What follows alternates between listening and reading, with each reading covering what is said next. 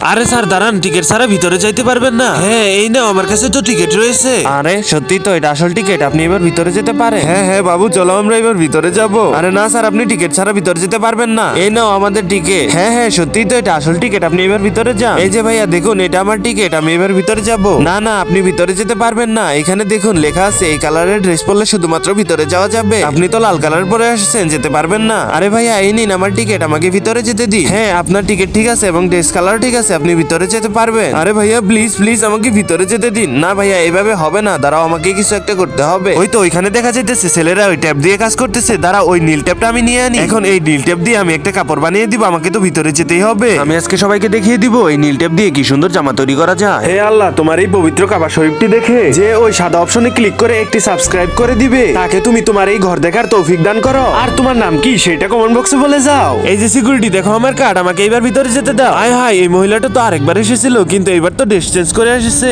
কি আগুন দেখতে বাবা।